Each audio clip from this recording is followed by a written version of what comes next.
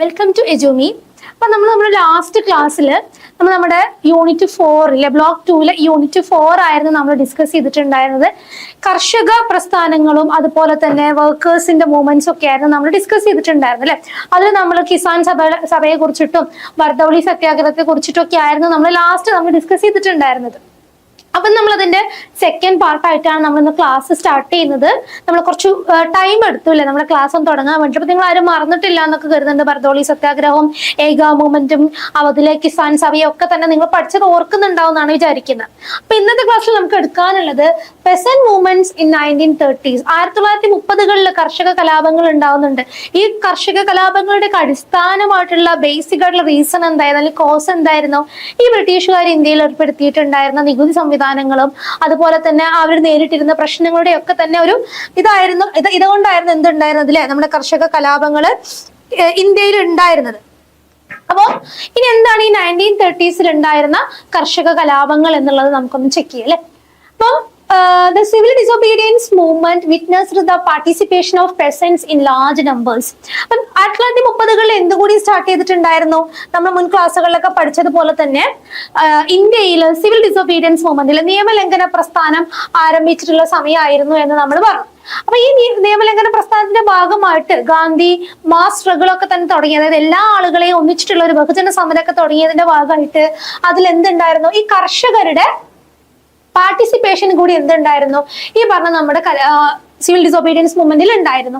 In UP, powerful peasants movements arose against the increase of rent and forced labor in the 1930s. 1930കളിൽ നിയമം ലംഘിക്കുക, അതായത് ബ്രിട്ടീഷുകാരുടെ നിയമങ്ങളെ ലംഘിക്കുക എന്നതാണല്ലോ നമ്മൾ civil disobedience movement കൊണ്ട് ഉദ്ദേശിക്കുന്നത്. 1930കളൊക്കെ ആകുമ്പോഴേക്ക് UPയിലൊക്കെ തന്നെ ധാരാളം ശക്തമായിട്ടുള്ള കർഷക കലാപങ്ങൾ ഉണ്ടാവുകയും ഈ കർഷക കലാപങ്ങളുടെ ഒക്കെ തന്നെ പ്രധാനപ്പെട്ട ലക്ഷ്യം അല്ലെങ്കിൽ അവരുടെ ഒരു ഐഡിയോളജി എന്തായിരുന്നു? ഈ പറഞ്ഞതുപോലെ തന്നെ റെന്റിനെതിരെ, വർദ്ധിച്ചു വരുന്ന ഭൂനികുതിക്കെതിരെ പോരാടുക എന്നുള്ളതായിരുന്നു അവരുടെ ഏറ്റവും പ്രധാനപ്പെട്ട അവരുടെ ആ ഒരു സ്ട്രഗിളിന്റെ അല്ലെങ്കിൽ പ്രൊട്ടസ്റ്റ് എന്ന് പറയുന്നത്. Gandhi urged the peasants to pay only part of the revenue. അതുകൂടാതെ ഗാന്ധി എന്ത് ആവശ്യപ്പെട്ടു, അല്ലെങ്കിൽ ഇത്തരത്തിലുള്ള കർഷകരോട് നിങ്ങൾ നിങ്ങളുടെ നികുതി അടക്കുന്നതിന്റെ ഒരു പാർട്ട് മാത്രം അടച്ചാൽ മതി, അതിൽ കൂടുതലൊന്നും നിങ്ങൾ പേ ചെയ്യേണ്ട എന്നുള്ള ആഹ്വാനം കൂടി എന്തിന്റെ ഭാഗമായിട്ട് ഉണ്ടായിരുന്നു? ഈ പറഞ്ഞ കർഷക കലാപങ്ങളുടെ ഭാഗമായിട്ട് ഉണ്ടാവാൻ തുടങ്ങിയിട്ടുണ്ടായിരുന്നു. However, in several places the announcement resulted in the non-payment of rent to the zamindars. പക്ഷെ നിങ്ങളുടെ ഒരു പാർട്ട് കൊടുത്തോളൂ എന്ന് ഗാന്ധി പറഞ്ഞത് പിന്നീട് എന്തായി, ഒന്ന് സ്പ്രെഡ് ആയപ്പോ. അപ്പൊ നമ്മളൊക്കെ അങ്ങനെയാണല്ലോ, ഒരു കാര്യം ഒരാളോട് പറയുമ്പോൾ നമ്മൾ ഒരു രീതിക്ക് പറയും, ആ ആളത് വേറെ രീതിക്ക് പറയും, പിന്നെ മൊത്തത്തിൽ നമ്മളത് സ്പ്രെഡായി വരുമ്പോഴേക്ക് കഥയും വിഷയമൊക്കെ മാറിയിട്ടുണ്ടാകും അല്ലെ. എന്നാൽ ഈ 30കളിൽ സിവിൽ ഡിസോബീഡിയൻസും അതിന്റെ ഭാഗമായിട്ടുണ്ടായ കർഷക കലാപങ്ങളുടെയൊക്കെ ഭാഗമായി എന്തുണ്ടായി? ഈ പേയ്മെന്റ്, അതായത് റെന്റ് അടക്കുന്ന പേയ്മെന്റ് ജമീന്ദാർസിന് കൊടുക്കണ്ട എന്നുള്ള ഒരു അനൗൺസ്മെന്റ്, പ്രഖ്യാപനങ്ങള് എല്ലാ ഭാഗത്തേക്കും, അതൊരു UPയിലെ എല്ലാ ഭാഗത്തേക്കും അത്തരത്തിലൊരു വാർത്ത സ്പ്രെഡ് ആവാൻ വേണ്ടി തുടങ്ങി, അത്തരത്തിലൊക്കെ ഒരു പ്രഖ്യാപനം സ്പ്രെഡ് ആവാൻ വേണ്ടി തുടങ്ങി. And in 1936, the Congress supported a call for the abolition of landlordism. In Bengal, Banking Mukherjee led the peasants of Burdwan against the canal tax. 36 ആകുമ്പോഴേക്ക് എന്തുണ്ടായി? ധാരാളം മാറ്റങ്ങൾ ഉണ്ടായി. ഈ പറഞ്ഞതുപോലെ തന്നെ ലാൻഡ് ഭൂവുടമസ്ഥാവകാശം, അതായത് ലാൻഡ് ലോഡിസം എന്നുകൊണ്ട് ഉദ്ദേശിക്കുന്നത് ഒരാളുടെ കയ്യിൽ തന്നെ എല്ലാ ഭൂമിയും വന്നു ചേർന്ന് ആ ആൾ എല്ലാ ഭൂമിയും ഡോമിനേറ്റ് ചെയ്ത് അതിന്റെ കീഴിലുള്ള കർഷകരെയൊക്കെ ഉപദ്രവിക്കുന്ന അതിനെ നമ്മൾ ലാൻഡ് ലോഡിസം എന്ന് നമ്മൾ പറയും. ജന്മിത്വം എന്നൊക്കെ നമ്മൾ പറയാറുണ്ടല്ലോ, അതാണ് ഈ ലാൻഡ് ലോഡിസം കൊണ്ട് ഉദ്ദേശിക്കുന്നത്. 36 കോൺഗ്രസിന്റെ സഹായത്തോട് കൂടിയിട്ട് ഇന്ത്യയിൽ ഉണ്ടായിരുന്ന ആ കാലത്തുണ്ടായിരുന്ന ലാൻഡ് ലോഡിസം നിരോധിക്കാനുള്ള എല്ലാ ശ്രമങ്ങൾക്കും തുടക്കം ആരംഭിച്ചു. അതുകൂടാതെ ബംഗാളിലൊക്കെ ആണെന്നുണ്ടെങ്കിൽ അനധികൃതമായിട്ട് വാങ്ങിച്ചു കൊണ്ടുണ്ടായിരുന്ന കനാൽ ടാക്സിനെതിരെയും ഈ കാലത്ത് പ്രവർത്തിക്കാൻ തുടങ്ങിയിരുന്നു. അതിലെ പ്രധാനപ്പെട്ട ഒരാളായിരുന്നു ബങ്കിം മുഖർജി.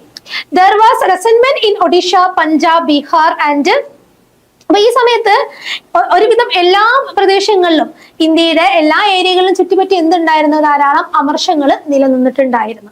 അപ്പം ഈ സംഭവം നടന്നുകൊണ്ടിരിക്കുകയാണ്. അടുത്തൊരു മൂവ്മെന്റും കൂടി ഇന്ത്യയിൽ ഉണ്ടാകുന്നത്, അല്ലെങ്കിൽ ഒരു കണ്ടിന്യൂസ് ആയിട്ട് സൈമൾട്ടേനിയസ്ലി ഇന്ത്യയിൽ അന്ന് പെസന്റ് മൂവ്മെന്റ്സും വർക്കിംഗ് ക്ലാസ് മൂവ്മെന്റും ഉണ്ടായിരുന്നു. പെസന്റ് മൂവ്മെന്റ്സ് എന്ന് പറയുന്നത് എന്താണ്? കർഷക കലാപമാണ്. വർക്കിംഗ് ക്ലാസ് മൂവ്മെന്റുകൾ എന്ന് പറയുന്നത് തൊഴിലാളികളാണ്. ഫാക്ടറിയിൽ പണി ചെയ്യുന്ന, വ്യവസായശാലകളിൽ പണി ചെയ്യുന്ന തൊഴിലാളികളാണ് വർക്കേഴ്സ് മൂവ്മെന്റ് എന്ന് പറയുന്നത്. അപ്പൊ ഈ വർക്കേഴ്സ് മൂവ്മെന്റും അതുപോലെ നമ്മളിപ്പോ പറയുന്ന പെസന്റ് മൂവ്മെന്റുകളും തമ്മിൽ ചെറിയ ചെറിയ വ്യത്യാസങ്ങളുണ്ട് കേട്ടോ. അതിന് എന്താണ് ഈ വർക്കിംഗ് ക്ലാസ് മൂവ്മെന്റ് എന്നുള്ളതാണ് നമ്മൾ നോക്കുന്നത്. Towards the end of the 19th century, there were several strikes like the textile mill strike in Bombay, Calcutta, Ahmedabad, Surat and Madras. അപ്പം ഈ ഒരു കാലയളവിൽ നമുക്ക് ഫസ്റ്റ് നമ്മൾ ഗാന്ധിയുടെ പഠിക്കുമ്പോൾ നമ്മൾ അഹമ്മദാബാദ് മിൽ സ്ട്രൈക്ക് ഒക്കെ നമ്മൾ പഠിക്കുന്നുണ്ട് അല്ലെ. തുണിമിൽ തൊഴിലാളികളുടെ സമരം നമ്മൾ ഇതിൽ പഠിക്കുന്നുണ്ട്. ഇപ്പൊ ഇവിടെ 19ാം നൂറ്റാണ്ടിന്റെ അവസാനമൊക്കെ ധാരാളം ഇത്തരത്തിലുള്ള സ്ട്രൈക്കുകൾ ടെക്സ്റ്റൈൽ മേഖലയിൽ നിന്നാണെന്നുണ്ടെങ്കിലൊക്കെ തന്നെ ധാരാളം സ്ട്രൈക്കുകൾ ഉണ്ടാവാൻ തുടങ്ങിയിരുന്നു. പ്രത്യേകിച്ചും ബോംബെ, കൽക്കട്ട, അഹമ്മദാബാദ്, സൂറത്ത്, മദ്രാസ് എന്നിവിടങ്ങളിലൊക്കെ ഉണ്ടായിരുന്ന തുണിമില്ലുകളിൽ ഉണ്ടായിരുന്ന തൊഴിലാളികള് ഈ പറഞ്ഞതുപോലെ തന്നെ തുണിമിൽ ഉടമകൾക്കെതിരെ അല്ലെങ്കിൽ ടെക്സ്റ്റൈൽ മിൽ ഓണേഴ്സിനെതിരെയുള്ള സ്ട്രൈക്കുകൾ ആരംഭിച്ചു. The period also witnessed strikes in railway and tea plantations. അതുകൂടാതെ റെയിൽവേ മേഖലയിൽ നിന്നും ടീ പ്ലാന്റേഷൻ മേഖലയിൽ നിന്നൊക്കെ തന്നെ എന്തുണ്ടായി, ഇത്തരത്തിലുള്ള തൊഴിലാളി പ്രക്ഷോഭങ്ങൾ ഉണ്ടാവാൻ വേണ്ടി തുടങ്ങി. അപ്പൊ തൊഴിലാളികൾ വർക്ക് ചെയ്യുന്ന ആൾക്കാരാണ്, പെസന്റ് മൂവ്മെന്റ്സ് സെപ്പറേറ്റ് ആണ്. രണ്ടും കൂടി നമ്മൾക്ക് അടിസ്ഥാന കാരണം ചോദിച്ചു കഴിഞ്ഞാൽ ഇവർക്കൊക്കെ ഉണ്ടാകുന്ന റെസന്റ്മെന്റുകൾ, നിരാശകളില്. എന്നാൽ രണ്ട് മൂവ്മെന്റും രണ്ട് ക്ലാസ് ആയിട്ടാണ് അല്ലെങ്കിൽ രണ്ട് ടൈപ്പ് ആയിട്ടാണ് വരുന്നത് കേട്ടോ. However, the nature of these strikes indicates that they were spontaneous and unorganized revolts to redress immediate grievances. അപ്പോൾ എപ്പോഴും നമ്മൾ ഈ പെസന്റ് മൂവ്മെന്റ്സും അതുപോലെ തന്നെ നമ്മൾ വർക്കിംഗ് ക്ലാസ് മൂവ്മെന്റുകളൊക്കെ എഴുതുമ്പോൾ അത് പ്രത്യേകിച്ചും ഈ പറഞ്ഞതുപോലെ തന്നെ കൊളോണിയൽ പീരിയഡിൽ ഉണ്ടായ പെസന്റ് മൂവ്മെന്റ്സ് ആണെന്നുണ്ടെങ്കിലും വർക്കേഴ്സ് മൂവ്മെന്റ്സ് ആണെന്നുണ്ടെങ്കിലും നമ്മളിപ്പോൾ നേരത്തെ പഠിച്ച റെസിസ്റ്റന്റ് മൂവ്മെന്റ്സുകളൊക്കെ ഉണ്ടല്ലോ, മുമ്പ് നമ്മൾ ഫസ്റ്റ് പേപ്പറിലൊക്കെ നമ്മൾ പഠിച്ചിട്ടുള്ള റെസിസ്റ്റന്റ് മൂവ്മെന്റ്സുകൾ, അതൊക്കെ പഠിക്കുകയാണെന്നുണ്ടെങ്കിൽ നമ്മൾ അതിൽ എപ്പോഴും ഒരു കാര്യം നമ്മൾ നോട്ട് ചെയ്യാനുണ്ട്. അതാണ് നമ്മളിപ്പോ ഈ പറഞ്ഞിട്ടുള്ള ഈ ഒരു പോയിന്റ്. അപ്പം ഈ കാലത്ത് ഉണ്ടായിട്ടുള്ള മൂവ്മെന്റ്സുകൾ, പെസന്റ് മൂവ്മെന്റ്സുകളാണെങ്കിലും വർക്കിംഗ് ക്ലാസ് മൂവ്മെന്റ്സുകളാണെങ്കിലും മറ്റു മൂവ്മെന്റ്സുകളിലൊക്കെ തന്നെ ഒരു പോരായ്മ എന്ന് പറയുന്നത് അതൊക്കെ തന്നെ സ്പോണ്ടേനിയസ് ആയിരുന്നു, വളരെ പെട്ടെന്ന് ഉണ്ടാവുന്നതായിരുന്നു. അതുപോലെ തന്നെ അൺഓർഗനൈസ്ഡ് ആയിരുന്നു. പ്രത്യേകിച്ചും അവിടെ പെട്ടെന്നുള്ള പരാതികളും വിഷമങ്ങളും പരിഹരിക്കുക എന്ന ഉദ്ദേശത്തോട് കൂടിയിട്ടുള്ളതായിരുന്നു ഇത്തരത്തിലുള്ള കലാപങ്ങളൊക്കെ എന്ന് പറയുന്നത്. അപ്പം അതിനെ കൊണ്ട് ഉദ്ദേശിക്കുന്നത് അസംഘടിതമായിട്ടുള്ളതായിരുന്നു. നമ്മളിപ്പോ ഒരു പ്രോഗ്രാം കണ്ടക്ട് ചെയ്യാണ്. അപ്പൊ നമ്മളൊരു പ്രോഗ്രാം കണ്ടക്ട് ചെയ്യുന്ന സമയത്ത് അത് നമ്മൾ ഓർഗനൈസ് ചെയ്ത് നടത്തുമ്പോഴാണ് എന്താവുക, അതെല്ലാം അതിന്റെ ഭംഗിയിൽ നമുക്കത് കൊണ്ട് നടക്കാൻ കഴിയും അല്ലെ. നമുക്ക് പെട്ടെന്ന് തോന്നുകയാണ് നാളെ നമുക്ക് എന്ത് ചെയ്യണം, നമ്മുടെ വീട്ടിലൊരു വിരുന്ന് നടത്തണം എന്ന് നിങ്ങൾ വിചാരിച്ചോളൂ. അപ്പൊ നാളെ വിരുന്ന് നടത്തുമ്പോൾ നമുക്ക് ഒരിക്കലും തന്നെ നമുക്ക് എല്ലാം നമുക്ക് പ്രിപ്പയർ ചെയ്യാൻ കഴിയില്ല, അല്ലെങ്കിൽ നമുക്ക് എല്ലാം തന്നെ നമുക്കൊന്ന് അറേഞ്ച് ചെയ്യാൻ വേണ്ടി കഴിയില്ല. അപ്പൊ അന്ന് ഒരുപാട് പോരായ്മകൾ ഉണ്ടാകും. ചിലപ്പോൾ നമുക്ക് ചില സാധനങ്ങൾ, വേണ്ട സാധനങ്ങൾ ഇല്ലാതെയൊക്കെ വരും അല്ലെ. വേണ്ട സാധനങ്ങൾ ഇല്ലാതെയും വരും, ആവശ്യമില്ലാത്ത സാധനങ്ങൾ വരും. അപ്പം എന്നാലോ ആ പ്രോഗ്രാം കഴിയും ചെയ്യും, നമ്മൾ നടത്തിയല്ലോ എന്നുള്ളത്. അതുപോലെ തന്നെയായിരുന്നു ഇവിടെയുള്ള ആൾക്കാരുടെ പ്രശ്നങ്ങളും. ഇവരെന്തായിരുന്നു, ഇവർക്ക് ഒരുപാട് പരാതികൾ ഉണ്ടായിരുന്നു. അപ്പൊ ആ പരാതികളൊക്കെ എത്രയും പെട്ടെന്ന് അവർക്ക് തീർക്കണം. ഈ മാസം സാലറി കിട്ടിയിട്ടില്ല, എന്നാൽ ഈ മാസം സാലറി കിട്ടണം. അപ്പൊ എന്ത് ചെയ്യണം, എങ്ങനെ വന്നു കഴിഞ്ഞാൽ എന്ത് ചെയ്യാം, നാളെ മുതൽ നമുക്ക് സ്ട്രൈക്ക് ആരംഭിക്കാം. അപ്പൊ ആ രീതിയിൽ ഒരു അൺഓർഗനൈസ്ഡ് ആയിട്ട് സ്പോണ്ടേനിയസ് ആയിട്ട് ചിലപ്പോൾ ഇന്ന് വർക്ക് ചെയ്യുന്ന ആൾക്കാർ എന്താണ്, നാളെ അങ്ങോട്ട് പറയണം ഞങ്ങൾ വർക്ക് ചെയ്യുന്നില്ല, ഞങ്ങൾ സമരം ചെയ്യാണെന്ന് പറയണം. അപ്പൊ അങ്ങനെ ഒരു അൺഓർഗനൈസ്ഡ് ആയിട്ടുള്ളത് കൊണ്ട് തന്നെ പലപ്പോഴും ഇതെന്തായിരുന്നു, ചിലതൊക്കെ തന്നെ പരാജയങ്ങളായിരുന്നു. അത് നമുക്ക് ഏർലി റെസിസ്റ്റൻസ് നോക്കുകയാണെങ്കിലും പെസന്റ് മൂവ്മെന്റ്സ് നോക്കുകയാണെന്നുണ്ടെങ്കിൽ ഒക്കെ തന്നെ നമുക്ക് എന്ത് ചെയ്യാൻ പറ്റും, അത് നമുക്ക് കാണാൻ വേണ്ടി നമുക്ക് സാധിക്കും. In the pre-Gandhian phase, several attempts were made to organize the workers' strike and improve the workers' conditions. അപ്പൊ ഗാന്ധിയുടെ കാലഘട്ടത്തിന് മുമ്പേ നമുക്കറിയാം INC 3 ഫേസ് നമ്മൾ പഠിച്ചിട്ടുണ്ടല്ലേ, മോഡറേറ്റ്, എക്സ്ട്രീമിസ്റ്റ്, അതൊരു ഗാന്ധിയൻ ഫേസ് എന്ന് പറയുന്നത്. ഈ ഗാന്ധിയൻ ഫേസിലാണ് മാസ് സ്ട്രഗിൾ, അല്ലെങ്കിൽ നമ്മൾ ഈ പറഞ്ഞതുപോലെ ബഹുജന സമരങ്ങളുടെ ഒരു കാലഘട്ടം എന്ന് പറയുന്നത് ഗാന്ധിയൻ ഫേസിലാണ് ഉണ്ടാവുന്നത്. കാരണം ഗാന്ധിയാണ് കുറച്ചുകൂടി കൂടുതൽ ആളുകളെ മാസ് സ്ട്രഗിൾ അല്ലെങ്കിൽ ബഹുജന സമരത്തിലേക്കൊക്കെ തന്നെ ക്വിറ്റ് ഇന്ത്യ മൂവ്മെന്റും നോൺ കോപ്പറേഷനും സിവിൽ ഡിസോബീഡിയൻസ് ഒക്കെ ആണെന്നുണ്ടെങ്കിലും ആളുകളെ ഇങ്ങോട്ടേക്ക് അട്രാക്ട് ചെയ്ത് അവരിങ്ങനെ നമ്മൾ ആളുകളെ ഡ്രാഗ് ചെയ്തിട്ട് ഈ INC അവർ എത്തിക്കുന്നുണ്ടല്ലേ ഗാന്ധി. അപ്പം യഥാർത്ഥത്തിൽ പ്രീ ഗാന്ധിയൻ ഫേസിൽ തന്നെ ഇത്തരത്തില് പെസന്റ് മൂവ്മെന്റ്സിനെയും വർക്കേഴ്സിനെയും ഒക്കെ തന്നെ അണിനിരത്തിക്കൊണ്ടിട്ടുള്ള ഇതിനു വേണ്ടിയിട്ടുള്ള ഓർഗനൈസ് ചെയ്തിട്ടുള്ള സ്ട്രൈക്കുകൾക്കുള്ള ശ്രമങ്ങൾ ഉണ്ടായിരുന്നു. And improve the workers conditions, അതുവഴി ഇത്തരത്തിലുള്ള തൊഴിലാളികളുടെ സാഹചര്യങ്ങൾ മെച്ചപ്പെടുത്താനുള്ള ശ്രമങ്ങൾ ഉണ്ടായിരുന്നു. In Bengal the working men's club was found in 1817 by Sasipada Banerjee. അതിനൊരു ബെസ്റ്റ് എക്സാമ്പിൾ ആണ് 1870 ഈ പറഞ്ഞതുപോലെ തന്നെ ബംഗാളില് വർക്കിംഗ് മെൻസിന്റെ, അതായത് തൊഴിലിടങ്ങളിൽ വർക്ക് ചെയ്യുന്ന ആളുകളുടെ ഒരു ക്ലബ്ബ് ഉണ്ടായിരുന്നു. 1870 ശശിപഥ ബാനർജി ആയിരുന്നു അത് ഫൗണ്ട് ചെയ്തിട്ടുണ്ടായിരുന്നത്. In Bombay, Narayan Meghaji Lokhande started the Bombay mill and mill hands associations in 1890. അപ്പൊ യഥാർത്ഥത്തിൽ നമ്മൾ പഠിക്കുമ്പോൾ അഹമ്മദാബാദ് മിൽ സ്ട്രൈക്കിന് ശേഷമാണ് ഇത്തരത്തിലുള്ള ട്രേഡ് അസോസിയേഷൻസും കാര്യങ്ങളൊക്കെ വന്നത് എന്നൊക്കെ നമ്മൾ പഠിക്കുന്നുണ്ടെങ്കിലും അതിനു മുമ്പേ എന്തുണ്ടായിരുന്നു, ഇത്തരത്തിലുള്ള അസോസിയേഷൻസ് ഉണ്ടായിരുന്നു. അതായത് ബോംബെയിലെ നാരായൺ മെഘാജി ബെൻജി ലോണ്ടയുടേതും അതുപോലെ തന്നെ നമ്മുടെ ശശിപഥ ബാനർജിയുടെ ഒക്കെ തന്നെ വർക്കിംഗ് മെൻസ് ക്ലബ്ബുകളും അതുപോലെ തന്നെ Bombay mill and hands associations ഒക്കെ ഉണ്ടായിരുന്നു. The nationalists paid less attention to the concerns of the workers. എന്നിട്ടും എന്തുകൊണ്ട് ഈ പറഞ്ഞതുപോലെ തന്നെ ഈ INC ഒക്കെ രൂപീകരിച്ച് ഒരുപാട് കാലങ്ങൾക്ക് ശേഷം വീണ്ടും പെസന്റ് മൂവ്മെന്റ്സുകളും വർക്കേഴ്സ് മൂവ്മെന്റ്സുകളൊക്കെ ഉണ്ടാവാനുള്ള കാരണം എന്തായിരുന്നു? നമ്മൾ ഈ പറഞ്ഞ നാഷണാലിസ്റ്റുകൾ INCയിൽ ഉണ്ടായിരുന്ന വിദ്യാഭ്യാസം നേടിയിട്ടുള്ള ഫ്രീഡം ഫൈറ്റേഴ്സ് ആണെന്ന് നമ്മളൊക്കെ പറയുന്ന ബ്രിട്ടീഷ് ഗവൺമെന്റിനോട് എപ്പോഴും ഇന്ത്യക്ക് ഈ പറഞ്ഞ സ്വയംഭരണം വേണമെന്നൊക്കെ ആവശ്യപ്പെട്ടിരുന്ന ഈ നാഷണാലിസ്റ്റുകൾ ഒരിക്കലും തന്നെ കാര്യമായിട്ട് ഒരു ഗൗരവമായിട്ട് ഈ വർക്കേഴ്സിന്റെ പ്രശ്നങ്ങളെ ശ്രദ്ധിച്ചിട്ടുണ്ടായിരുന്നില്ല. വർക്കേഴ്സിന്റെ പ്രശ്നങ്ങളെയാണെന്നുണ്ടെങ്കിലും അതുപോലെ തന്നെ കർഷകരുടെ പ്രശ്നങ്ങളെയാണെന്നുണ്ടെങ്കിലും ഇത് ശ്രദ്ധിച്ചിട്ടുണ്ടായിരുന്നില്ല. ആ ശ്രദ്ധ ഇല്ലാത്തതുകൊണ്ട് ആ സമയത്ത് ഇവരുടെ പ്രധാനപ്പെട്ട ആവശ്യം എന്തായിരുന്നു? നമ്മൾ മുമ്പേ പഠിച്ചതുപോലെ തന്നെ അവർക്ക് എന്ത് വേണം? ഓട്ടോണമസ് പവർ വേണം അല്ലെ. ബ്രിട്ടീഷ് ഗവൺമെന്റിന്റെ ഉള്ളിൽ തന്നെ എന്ത് വേണം? ഡൊമീനിയൻ പദവികള് അല്ലെങ്കിൽ ഈ പറഞ്ഞതുപോലെ തന്നെ റെസ്പോൺസിബിൾ ഗവൺമെന്റ് കൊണ്ടുവരിക. അതായത് ഇന്ത്യക്കാരായ പഠിച്ച ആളുകൾക്കും കൂടി എന്ത് ചെയ്യണം? ഭരിക്കണം. അപ്പം ബ്രിട്ടീഷുകാർ അതിനുള്ള അവസരങ്ങൾ കൊടുക്കണം.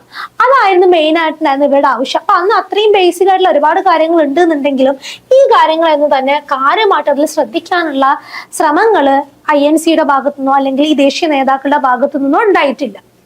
They have concentrated their activities on the struggle against British. ബ്രിട്ടീഷുകാർക്കെതിരെയുള്ള സ്ട്രഗിളിലായിരുന്നു അവർ കൂടുതലായിട്ടും കോൺസെൻട്രേറ്റ് ചെയ്തിരുന്നത്. ഏത് കോൺസെൻട്രേറ്റ് ചെയ്തിരുന്നത്?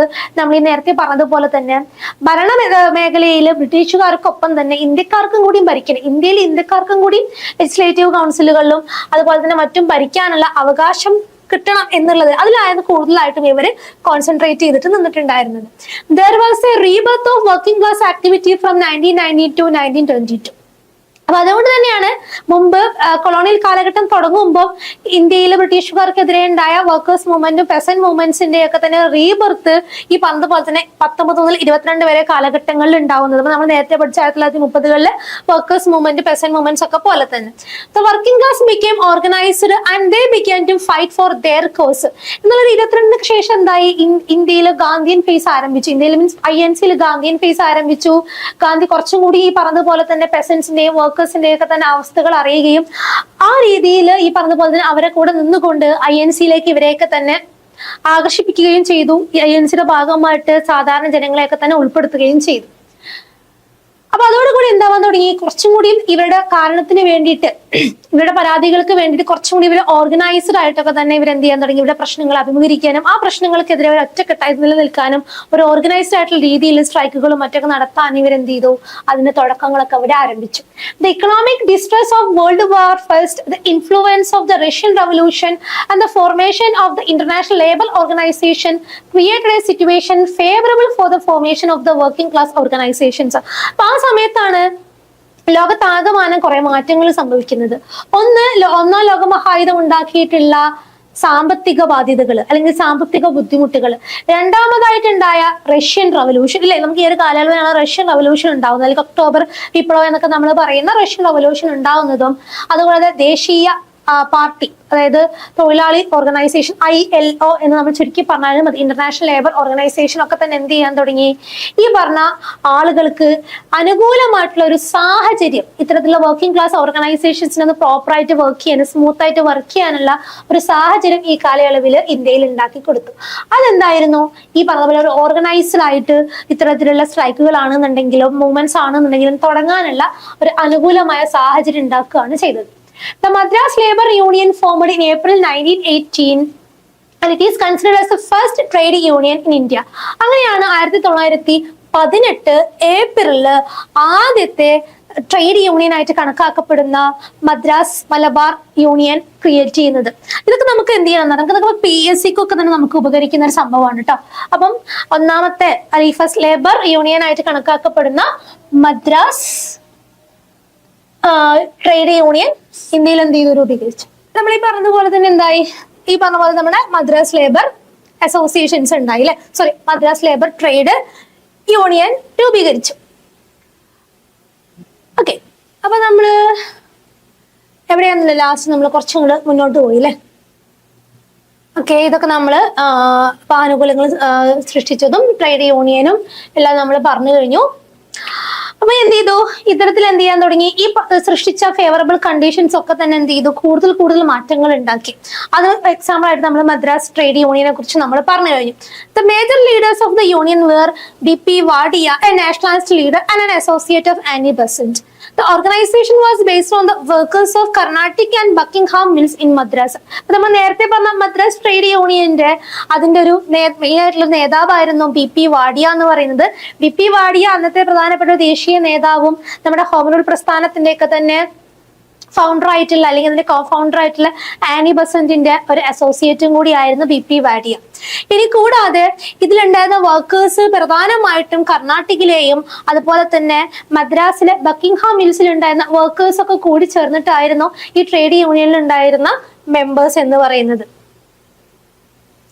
Another noteworthy development was the formation of the Ahmedabad Textile Labor Associations in 1918. ഇതാണ് നമ്മൾ എവിടെ പഠിച്ചിട്ടുള്ളത്, അഹമ്മദാബാദ് മിൽ സ്ട്രൈക്ക് നടത്തുമ്പോൾ തന്നെ നമ്മൾ പഠിച്ചിട്ടുണ്ട് അല്ലെ. ഈ മദ്രാസിന് ശേഷം വന്നിട്ടുള്ള മറ്റൊരു പ്രധാനപ്പെട്ട ഒരു ട്രേഡ് യൂണിയനാണ് Ahmedabad textile labour association, TLA എന്ന് പറയുന്നത്. 1918. It was founded by Gandhi. 14,000 workers along with Anasuya Sarabhai and Shankarlal Bangar in Ahmedabad. അപ്പൊ ഈ സമയത്ത് നമുക്കറിയില്ല, അനസൂയ സാരാഭായിയുടെ ബ്രദർ ഒരു ടെക്സ്റ്റൈൽ മിൽ ഓണർ ആയിരുന്നു. ഈ സമയത്ത് പ്ലാഗ് ബോണസിനെതിരെ ഉണ്ടായ ആ ഒരു സ്ട്രൈക്കിൽ ഗാന്ധി പങ്കെടുക്കുകയും അവർക്ക് പ്ലാഗ് ബോണസ് ഒഴിവാക്കിയതിനെതിരെ ആയിരുന്നല്ലോ. പിന്നെ അവർക്ക് എന്ത് ചെയ്തു, അവർക്ക് സാലറി ഇൻക്രിമെന്റും കാര്യങ്ങളൊക്കെ ഉണ്ടായി. അതിനെ തുടർന്നുകൊണ്ടാണ് 14,000 വർക്കേഴ്സിനെ ചേർത്തുകൊണ്ട് അനസൂയ സാരാഭായിയും ശങ്കർലാൽ ബാങ്കറിനൊക്കെ ചേർന്നുകൊണ്ട് എന്തുണ്ടാവുന്നത്, നമ്മുടെ അഹമ്മദാബാദിലെ ടെക്സ്റ്റൈൽ ലേബർ അസോസിയേഷൻസ് രൂപീകൃതമാവുന്നത്. അപ്പൊ ഇതിനൊക്കെ താഴെ നിങ്ങൾ ജസ്റ്റ് നമ്മൾ എഴുതുന്ന സമയത്ത് അല്ലെങ്കിൽ നമ്മൾ ബുക്കിൽ ജസ്റ്റ് ഒന്ന് അണ്ടർലൈൻ മാത്രം ഒന്ന് ചെയ്തു വെച്ചാൽ മതി കേട്ടോ. All India Trade Union Congress AITUC 1920. AITUC നമ്മൾ എല്ലാവരും കേട്ടിട്ടുള്ളതായിരിക്കും അല്ലെ. The All India Trade Union Congress AITUC was formed in 1920. Lokmanya Tilak, who was in close pursuit with Bombay workers, made a major effort in its formation. Lala Lajpat Rai was the first president of AITUC. അതുപോലെ തന്നെ ഇപ്പൊ നമ്മൾ മദ്രാസ് ട്രേഡും അതുപോലെ തന്നെ Ahmedabad textile labour അസോസിയേഷൻസും കഴിഞ്ഞു കഴിഞ്ഞാൽ പിന്നെ 1920 ഏറ്റവും മെയിൻ ആയിട്ടുണ്ടായിരുന്ന ഒരു അസോസിയേഷനാണ്, വർക്കേഴ്സ് അസോസിയേഷനാണ് All India Trade Union Congress എന്ന് പറയുന്നത്. 1920 ഈ AITUC എന്ത് ചെയ്തത്, ഫോം ചെയ്യുന്നത്. തിലക് ഈ പറഞ്ഞതുപോലെ തന്നെ അക്കാലത്ത് ബോംബെ വർക്കേഴ്സിന്റെ കൂടെ തന്നെ വളരെ ക്ലോസ് ആയിട്ട് വർക്ക് ചെയ്തിരുന്ന അല്ലെങ്കിൽ ക്ലോസ് ആയിട്ട് തന്നെ നിന്നിരുന്ന ഒരാളായിരുന്നു. അതുകൊണ്ട് തന്നെ അതിന്റെ ഫോർമേഷനിൽ ഒരു വലിയൊരു പങ്ക് ആര് വഹിച്ചിട്ടുണ്ട്, നമ്മുടെ ബാൽ ഗംഗാധർ തിലക് വഹിച്ചിട്ടുണ്ട്. ബാൽ ഗംഗാധർ തിലകും ആരാണ്, ഹോം റൂൾ പ്രസ്ഥാനത്തിന്റെ സ്ഥാപകനാണ് തന്നെ അല്ലെ. അതുകൂടാതെ AITUCന്റെ ഫസ്റ്റ് പ്രസിഡന്റ് ആയിരുന്നു നമ്മുടെ ലാലാ ലജ്പത് റോയ് എന്ന് പറയുന്നത്. ലാലാ ലജ്പത് റോയ് നമുക്കറിയാം സൈമൺ കമ്മീഷന്റെ പ്രൊട്ടസ്റ്റിന്റെ ഭാഗമായിട്ടാണ് അദ്ദേഹം മരിക്കുന്നത് അല്ലെ. The AITUC published its first manifesto in its first session and exhorted the workers to organize themselves and intervene in national politics. അപ്പൊ AITUC എന്താണ്, ഈ പറഞ്ഞ പോലെ തന്നെ ഒരു മെയിൻ അല്ലെങ്കിൽ വലിയൊരു ഓർഗനൈസേഷൻ തന്നെ ആയിരുന്നു. അതുകൂടാതെ അതിന്റെ ആദ്യത്തെ മാനിഫെസ്റ്റോ അതിന്റെ ആദ്യത്തെ സെഷനിൽ വെച്ചിട്ട് എന്ത് ചെയ്തു, അത് പബ്ലിഷ് ചെയ്യുകയും ചെയ്തു. മാനിഫെസ്റ്റോ എന്ന് പറയുമ്പോൾ അതിന്റെ ഒരു പ്രിൻസിപ്പിൾ അല്ലെങ്കിൽ അതിന്റെ ഒരു ഐഡിയോളജി അല്ലെങ്കിൽ അവരുടെ ഒരു ലക്ഷ്യം എന്നൊക്കെ നമ്മൾ പറയില്ലേ, അങ്ങനെ തന്നെയാണ് നമ്മൾ മാനിഫെസ്റ്റോ ആയിട്ട് എന്താണ് അതിന്റെ ഒരു ലക്ഷ്യം, പർപ്പസ് എന്നൊക്കെയാണ് അതുകൊണ്ട് ഉദ്ദേശിക്കുന്നത് കേട്ടോ. കൂടാതെ വർക്കേഴ്സിനോട് എന്ത് പറഞ്ഞു, അവരോട് സ്വയം സംഘടിതമാകാനും കൂടാതെ ദേശീയ രാഷ്ട്രീയത്തിൽ ഇടപെടാനൊക്കെ തന്നെ എന്ത് ചെയ്തു, സ്വന്തം വർക്കേഴ്സിനോട് അതായത് അതിലുള്ള മെമ്പേഴ്സ് ആയിട്ടുണ്ടായിരുന്ന വർക്കേഴ്സിനോട് തങ്ങളോട് സ്വയം സംഘടിക്കാനും കൂടാതെ ദേശീയ രാഷ്ട്രീയത്തിൽ പങ്കെടുക്കാനും ആവശ്യപ്പെട്ടു. The second session of AITUC Chamanlal moved the resolution in favour of swaraj. അതുകൂടാതെ അതിന്റെ രണ്ടാമത്തെ സെഷനിൽ വെച്ചിട്ട് ചമൻലാൽ എന്ത് ചെയ്തു, സ്വരാജിന് അനുകൂലമായി പ്രമേയം അവതരിപ്പിക്കുകയും ചെയ്തു. സ്വരാജ് എന്തായിരുന്നു, ബ്രിട്ടീഷുകാരേക്ക് ഡൊമീനിയൻ പദവി കിട്ടും എന്ന് ആശിച്ച് അവസാനം കിട്ടാതായപ്പോ പിന്നെ ബ്രിട്ടീഷർ എന്ത് പറഞ്ഞു, അല്ല നമ്മൾ ഇന്ത്യക്കാരെന്ത് പറഞ്ഞു, ഇന്ത്യക്കാർക്ക് ഇനി വേണ്ടത് എന്തായിരുന്നു, പൂർണ്ണ സ്വരാജാണ് എന്നുള്ളത് അല്ലെ. ലാഹോർ സെഷനിൽ വെച്ചിട്ട് പൂർണ്ണ സ്വരാജാണ് ഇനി ഇന്ത്യക്ക് വേണ്ടത്, ഇനി ബ്രിട്ടീഷുകാർ തരുന്ന ഒന്നും ഇന്ത്യക്ക് വേണ്ട, എത്രയും വേഗം ബ്രിട്ടീഷുകാർ ഇന്ത്യ വിട്ടു പോകണം, പൂർണ്ണ സ്വരാജ്, പൂർണ്ണമായും ഇന്ത്യ ഭരിക്കാനുള്ള അവകാശം ആർക്ക് മാത്രമാണ്, ഇന്ത്യക്കാർക്ക് മാത്രമാണ് എന്ന് ആവശ്യപ്പെട്ടു. ആ സ്വരാജിന് അനുകൂലമായിട്ടുള്ള പ്രമേയം ചമൻലാൽ അതിന്റെ രണ്ടാമത്തെ സെഷനിൽ അംഗീകരിക്കുകയും ചെയ്തു. അപ്പൊ ഒന്നാമത്തെ സെഷന്റെ പ്രസിഡന്റ് ലാലാ ലജ്പത് റോയ് ആയിരുന്നു, രണ്ടാമത്തെ സെഷന്റെ ആരായിരുന്നു, ചമൻലാൽ ആയിരുന്നു അല്ലെ. Other leading AITUC supporters were C.R. Das, C.F. Andrew, J.M. Sengupta, Subhash Bose, Jawaharlal Nehru and Satyamurthy.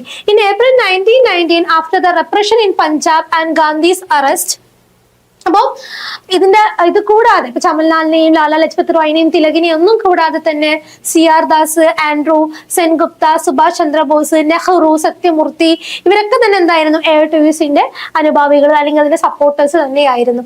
1919 ഏപ്രിലിലെ പഞ്ചാബിലെ അടിച്ചമർത്തലിനും ഗാന്ധിയുടെ അറസ്റ്റിന് ശേഷം അഹമ്മദാബാദ് തൊഴിലാളികൾ പണിമുടക്കുകളും the Ahmedabad working class organized strikes, agitations and demonstrations. Government buildings were set on fire in Ahmedabad and telephone and telegraph wires were cut off. അപ്പോൾ ഈ സമയത്താണ് പഞ്ചാബിലെ അടിച്ചമർത്തൽ എന്ന് പറയുന്നത് ഏത് നമ്മുടെ ജാലിയൻ വാലാബാഗ് എന്ന് പറയുന്ന സംഭവം ഉണ്ടാകുന്നത്. റൗലത്ത് നിയമവും ജാലിയൻ വാലാബാഗും അതിനെ തുടർന്നുണ്ടായ ഗാന്ധിയുടെ അറസ്റ്റും കാര്യങ്ങളൊക്കെ തന്നെ ഈ ട്രേഡ് യൂണിയനിൽ ഉണ്ടായിരുന്ന വർക്കേഴ്സിനെ ഒരുപാട് ചൊടിപ്പിച്ചു. അതിന്റെ ഭാഗമായിട്ട് എന്ത് ചെയ്തു, അഹമ്മദാബാദിൽ ഉണ്ടായിരുന്ന വർക്കിംഗ് ക്ലാസ്സുകള് സമരങ്ങളും അതുകൂടാതെ ബ്രിട്ടീഷ് അല്ലെങ്കിൽ ഗവൺമെന്റ് ബിൽഡിങ്സിനെതിരെയുള്ള പ്രക്ഷോഭങ്ങളും പ്രതിഷേധങ്ങളും ഉണ്ടായി. ചില ബിൽഡിങ്ങുകളൊക്കെ എന്ത് ചെയ്തു, തീയിടുക പോലെയുള്ള സംഭവങ്ങൾ ചെയ്തു. കൂടാതെ ടെലഗ്രാഫ് വയറുകളൊക്കെ തന്നെ അറുത്തുമുറിച്ച് മൊത്തത്തിൽ ഒരു ഭീകരാന്തരീക്ഷം തന്നെ ഈ ഒരു കാലത്ത് സൃഷ്ടിച്ചിട്ടുണ്ടായിരുന്നു. The government responded to this strike with repression. അപ്പൊ ഇതിനെതിരെ വളരെ രൂക്ഷമായ രീതിയിൽ അല്ലെങ്കിൽ വളരെ പരുഷമായ രീതിയിൽ തന്നെയാണ് സർക്കാർ ഇതിനെ അടിച്ചമർത്തിയിട്ടുണ്ടായിരുന്നത്. അപ്പം ഇനി നമ്മൾ നേരത്തെ പറഞ്ഞു വർക്കേഴ്സ് മൂവ്മെന്റ്സ് ഉണ്ടായിരുന്നു, പെസന്റ് മൂവ്മെന്റ്സ് ഉണ്ടായിരുന്നു. അത് കൂടാതെ എന്തുണ്ടായിരുന്നു, ഈ കാലത്ത് റെയിൽവേ വർക്കേഴ്സിന്റെ അജിറ്റേഷൻസും കൂടി ഉണ്ടായിരുന്നു. അതുകൂടി നമുക്ക് ഈ ഒരു മൂവ്മെന്റ്സിൽ നമുക്ക് നോക്കാനുണ്ട്. The railway workers agitated for economic causes and against racial discrimination. അപ്പം ഇന്ത്യൻ റെയിൽവേയിൽ ഉണ്ടായിരുന്ന പ്രധാനമായിട്ടും അന്നത്തെ റെയിൽവേ വർക്കേഴ്സ് ഈ സ്ട്രൈക്കുകൾ നടത്താനുള്ള പ്രധാനപ്പെട്ട കാരണം എന്തായിരുന്നു? ഒന്ന്, ചില സാമ്പത്തിക പ്രശ്നങ്ങളും അതുകൂടാതെ അന്ന് അവർ നേരിട്ടിരുന്ന വംശീയ വിവേചനത്തിനെതിരെയുമായിരുന്നു. Between 1919 and 1921, railway workers called for agitation supporting the Rowlatt Satyagraha. അപ്പൊ 1921 ഇടക്ക് നമ്മുടെ റെയിൽവേ വർക്കേഴ്സ് എന്ത് ചെയ്തിട്ടുണ്ടായിരുന്നു, നമ്മുടെ റൗലത്ത് സത്യാഗ്രഹത്തെ സപ്പോർട്ട് ചെയ്തുകൊണ്ട്. റൗലത്ത് സത്യാഗ്രഹം ഗാന്ധിയാണ് ആരംഭിച്ചിട്ടുള്ളത്. റൗലത്ത് നിയമത്തിനെതിരെ അല്ലെങ്കിൽ കരി നിയമം എന്നും അതുപോലെ അനാർക്കിക്കൽ ആക്ട്, റവല്യൂഷണറി അനാർക്കിക്കൽ ആക്ട് എന്നൊക്കെ അറിയപ്പെടുന്ന ഈ റൗലത്ത് നിയമത്തിനെതിരെയും അതുപോലെ തന്നെ ഖിലാഫത്തും നോൺ കോപ്പറേഷൻസും. ഈ 19ന്റെയും 21ന്റെയും ഇടക്കാണ് നോൺ കോപ്പറേഷൻ മൂവ്മെന്റ്, നമ്മുടെ NCMഉം ഖിലാഫത്ത് മൂവ്മെന്റും റൗലത്ത് സത്യാഗ്രഹം ഒക്കെ നടക്കുന്നത് അല്ലെ. അപ്പൊ ഇതിനൊക്കെ കണക്ഷൻ ഉണ്ട് കേട്ടോ. റൗലത്ത് സത്യാഗ്രഹം, ജാലിയൻ വാലാബാഗ് കൂട്ടക്കൊല, NCM അല്ലെങ്കിൽ നോൺ കോപ്പറേഷൻ മൂവ്മെന്റ് സ്റ്റാർട്ട് ചെയ്യുന്നുണ്ട്. ഈ നോൺ കോപ്പറേഷൻ മൂവ്മെന്റ് സ്റ്റാർട്ട് ചെയ്യുന്നതിന് മുമ്പ് ഖിലാഫത്ത് പ്രസ്ഥാനം സ്റ്റാർട്ട് ചെയ്തിട്ടുണ്ട്. രണ്ടും കൂടിയും ക്ലബ് ചെയ്തിട്ടാണ് ഇത് പോയിട്ടുണ്ടായിരുന്നത്. In April 1919, the North Western Railway workers called for an all India general strike. 1919 തന്നെ എന്ത് ചെയ്തു, നോർത്ത് വെസ്റ്റേൺ റെയിൽവേ വർക്കേഴ്സ് ഒരു ഓൾ ഇന്ത്യ ജനറൽ സ്ട്രൈക്കിന്, അതായത് ഒരു പൊതു പണിമുടക്കിന്, റെയിൽവേ വർക്കേഴ്സിന്റെ പൊതു പണിമുടക്കിന് ആഹ്വാനം ചെയ്യുകയും ചെയ്തു. Working class movements after 1920s. The working class movement gathered momentum after the 1920s. നേരത്തെ നമ്മൾ 30s പെസന്റ് മൂവ്മെന്റ്സ് ആയിരുന്നു കേട്ടോ നമ്മൾ നോക്കിയിട്ടുണ്ടായിരുന്നത്. The working class movement gathered momentum after the 1920s. Various left ideologies trends began to influence the national movement during this period.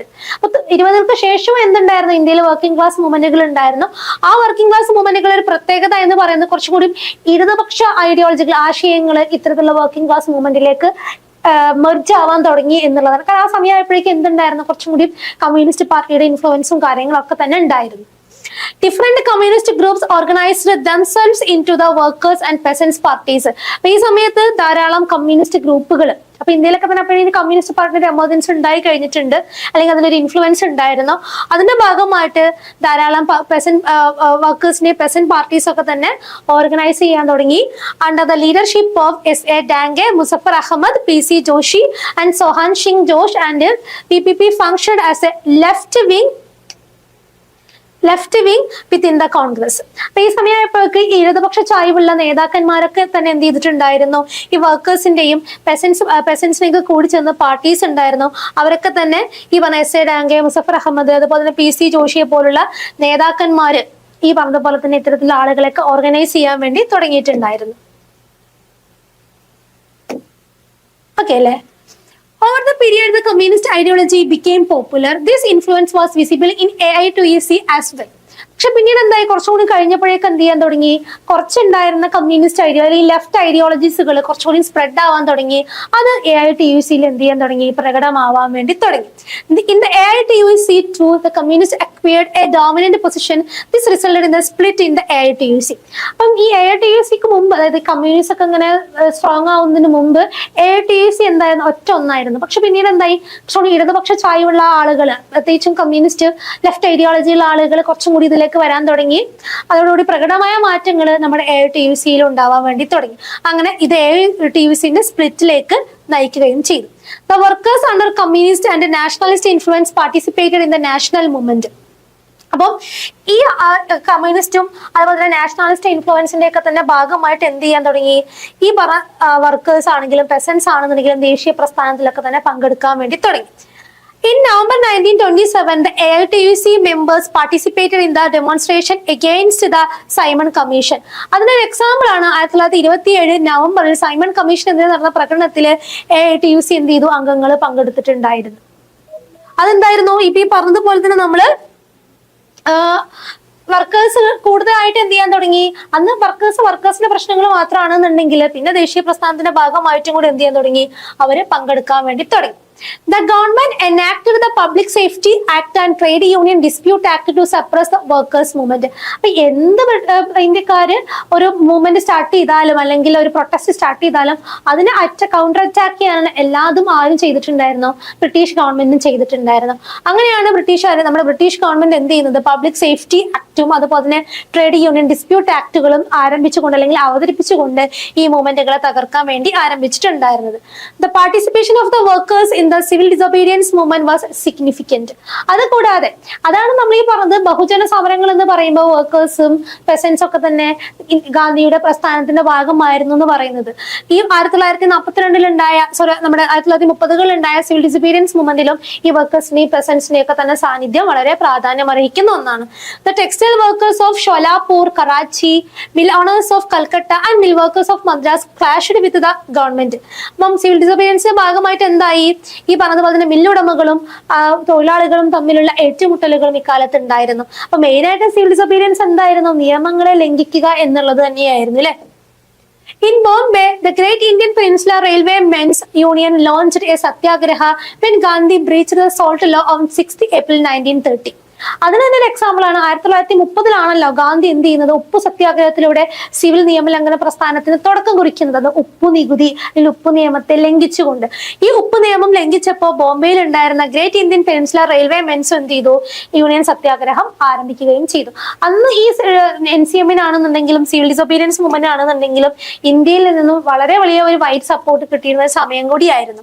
The workers movement witnessed a decline from 1931 to 1936. രണ്ടാമതുണ്ടായ rebirth 31-നും 36-നും ശേഷം എന്ത് ചെയ്യാൻ തുടങ്ങി, അത് decline ആവാൻ വേണ്ടി തുടങ്ങി. However, the movement gathered momentum during 1937 to 1939. Meanwhile, the communists rejoined the AITUC in 1935. എങ്കിലും ഈ മൂവ്മെന്റ് പിന്നെ അതായത് ഒരു 36 കൂടി ഡിക്ലൈൻ സംഭവിച്ചത് പിന്നീട് 37-39 കാലഘട്ടങ്ങളിൽ വീണ്ടും എന്ത് ചെയ്യാൻ തുടങ്ങി, അത് വീണ്ടും ഒരു ഉണർവോട് കൂടി വീണ്ടും വരാൻ വേണ്ടി തുടങ്ങി. ആ വീണ്ടും വരാനുള്ള ഒരു കാരണം എന്തായിരുന്നു, 35-ന് ശേഷം എന്ത് ചെയ്യാൻ തുടങ്ങി, AITUCയിൽ കമ്മ്യൂണിസ്റ്റുകൾ റീജോയിൻ ചെയ്യാൻ വേണ്ടി തുടങ്ങി. മുമ്പ് എന്ത് ചെയ്തിരുന്നു, AITUCയിൽ കമ്മ്യൂണിസ്റ്റുകൾ പിന്മാറിയിട്ടുണ്ടായിരുന്നു, split സംഭവിച്ചിട്ടുണ്ടായിരുന്നല്ലോ. The formation of the Congress ministers in 1937 resulted in an increase in working class activities. 1937 നമ്മുടെ 35 ആക്ടോട് കൂടിയിട്ട് എന്തുണ്ടായിരുന്നു, ലെജിസ്ലേറ്റീവ് കൗൺസിലുകളിലേക്കൊക്കെ തന്നെയുള്ള ഇലക്ഷൻസും കാര്യങ്ങളൊക്കെ ഉണ്ടായിരുന്നു അല്ലെ. അങ്ങനെ മന്ത്രിസഭകള്, കോൺഗ്രസ് മന്ത്രിസഭകള് നമ്മുടെ കൗൺസിലുകളിൽ ഫോം ചെയ്തിട്ടുണ്ടായിരുന്നു. അതിന്റെ ഭാഗമായിട്ട് തൊഴിലാളി പ്രസ്ഥാനങ്ങളുടെ വർധനവിന് കാരണമായിട്ട് അതും മാറിയിട്ടുണ്ടായിരുന്നു. അപ്പൊ ആ ഡിക്ലൈനു ശേഷം വീണ്ടും ഒരു റീബർത്ത് ഉണ്ടായി എന്നുള്ളതാണ് നമ്മൾ ഉദ്ദേശിക്കുന്നത്. The AITUC supported the Congress in 1937 election. Between the period 1937 and 1939, the number of trade unions increased. അതുകൂടാതെ ഈ പറഞ്ഞതുപോലെ തന്നെ ആ ഒരു ഇലക്ഷനെ എന്ത് ചെയ്തിട്ടുണ്ടായിരുന്നു, AITUC സപ്പോർട്ട് ചെയ്തിട്ടുണ്ടായിരുന്നു. അതുകൊണ്ട് തന്നെ ഈ ഒരു 37-39 കാലഘട്ടങ്ങളിൽ ഇന്ത്യയിൽ ധാരാളം ട്രേഡ് യൂണിയനുകൾ ഉണ്ടാവാൻ വേണ്ടി തുടങ്ങി. In 1938, the National Federation of Trade Unions came together with the AITUC. 1938 എന്ത് ചെയ്തു, നമ്മുടെ National Federation of Trade Unions AITUCയുടെ കൂടെ ചേർന്ന് പ്രവർത്തിക്കാൻ ആരംഭിച്ചു. The period also witnessed certain notable strikes. അതുകൂടാതെ അപ്പൊ ഇത്രയും മാറ്റങ്ങളൊക്കെ ഉണ്ടായി, ധാരാളം ട്രേഡ് യൂണിയനുകൾ ഉണ്ടാവാൻ തുടങ്ങി, നാഷണൽ ഫെഡറേഷനും അതുകൂടാതെ ATUC ഒക്കെ തന്നെ ഒരുമിച്ച് പ്രവർത്തിക്കാൻ തുടങ്ങി. അതിന്റെ ഭാഗമായിട്ട് എന്ത് ചെയ്യാൻ തുടങ്ങി, ചില ശ്രദ്ധേയമായ തൊഴിലാളി സമരങ്ങൾക്ക് ഈ കാലഘട്ടം സാക്ഷ്യം വഹിച്ചു. 1938 ബോംബെ തുണി വ്യവസായത്തിൽ മറ്റൊരു പണിമുടക്ക് ഉണ്ടായി. അതുകൂടാതെ ബോംബെ പ്രവിശ്യയിൽ കോൺഗ്രസ് മന്ത്രിസഭ അവതരിപ്പിച്ച വ്യാവസായിക തർക്ക ബില്ലിനെതിരെയായിരുന്നു ഈ പറഞ്ഞ സമരം ഉണ്ടായിരുന്നത്. തൊഴിൽ തീവ്രവാദം നിയന്ത്രിക്കുന്നതിനായി കോൺഗ്രസ് മന്ത്രിസഭ 1939 ബോംബെയിൽ വ്യാവസായിക തർക്ക നിയമം അതോടുകൂടി പാസ്സാക്കുകയും ചെയ്തു. The workers actively participated in Quit India movement was well. Immediately after the arrest of Gandhi on 9th August 1942, followed by the Quit India resolution, there were strikes and hartals all over the country. അപ്പൊ ഇനി ഇത് കൂടാതെ ഇനി main ആയിട്ടുണ്ടായിരുന്ന, അതായത് civil disobedience movement, non corporation movement, civil disobedience movement, quit India movement, ഇത് മൂന്നും ഗാന്ധിയുടെ ബഹുജന സമരങ്ങൾക്ക് ശ്രദ്ധേയമായ ഉദാഹരണങ്ങളാണ് അല്ലെ. അപ്പൊ ഈ സമയത്ത് ക്വിറ്റ് ഇന്ത്യ മൂവ്മെന്റ് സമയത്ത് ധാരാളം വർക്കേഴ്സ് എന്ത് ചെയ്തിട്ടുണ്ടായിരുന്നു, അതിന്റെ ഓരോ ഫേസിലും വർക്കേഴ്സ് ആണെന്നുണ്ടെങ്കിൽ പിന്നീട് ഗ്രാമങ്ങളിൽ എത്തുമ്പോഴേക്കും അത് പെർസൻസ് ആണ് അതിന്റെ മെയിൻ ആയിട്ടുള്ള ആൾക്കാരായിട്ട് മാറുന്നത്. അത് കൂടാതെ ഈ ക്വിറ്റ് ഇന്ത്യ മൂവ്മെന്റ് സ്റ്റാർട്ട് ചെയ്തതിന്റെ പിറ്റേ ദിവസം തന്നെ എന്ത് ചെയ്തിട്ടുണ്ട്, എല്ലാ മെയിൻ ലീഡേഴ്സിനെയും ബ്രിട്ടീഷ് ഗവൺമെന്റ് അറസ്റ്റിലാക്കിയിരുന്നു. അങ്ങനെ ഗാന്ധിയുടെ അറസ്റ്റ് ഉണ്ടായതിനെ തുടർന്നാണ് ആളുകൾ ഇഷ്ടം തോന്നും പടിയൊക്കെ തന്നെ ചെയ്തിട്ടുണ്ടായിരുന്നത്. അങ്ങനെ ഉണ്ടായ ഗാന്ധിയുടെ അറസ്റ്റും ഈ പറഞ്ഞതുപോലെ തന്നെ എന്തുണ്ടായിട്ടുണ്ട്, ധാരാളം സ്ട്രൈക്കുകളും ഹർത്താലുകളൊക്കെ തന്നെ ഇന്ത്യയിൽ ആകമാനം തുടങ്ങി വെക്കാനുള്ള കാരണമായി മാറിയിട്ടുണ്ട്. In 1945, the workers held strikes and demonstrations to support INA prisoners. The workers have also demonstrated their agitation against the RIN mutiny. They fought with the police and military, leading to the death of 250 workers. അപ്പൊ അതിനുശേഷം എന്തുണ്ടായി, 1945 INA തടവുകാരെ പിന്തുണക്കുന്നതിനായിട്ട് നമ്മൾ mutiny INA അതൊക്കെ നമ്മൾ എന്ത് ചെയ്യുന്നുണ്ട്, നമുക്കിനി പഠിക്കാനുണ്ട് കേട്ടോ. INA തടവുകാര് നമ്മുടെ അതിന്റെ ഭാഗമായിട്ട് ധാരാളം ആളുകളെ വധശിക്ഷക്ക് വിധേയമാക്കിയിട്ടുണ്ടായിരുന്നു. അതിനെതിരെ ഉണ്ടായ കലാപങ്ങള്, ആ കലാപങ്ങളിൽ എന്തുണ്ടായിരുന്നു, നമ്മുടെ വർക്കേഴ്സ് പങ്കെടുത്തു. ആ വർക്കേഴ്സ് പങ്കെടുത്തത് പോലീസ് സൈന്യവുമായി ഏറ്റുമുട്ടതിൽ എന്ത് ചെയ്തു, 250 ആളുകളുടെ മരണത്തിലേക്ക് അത് കലാശിക്കുകയും ചെയ്തു.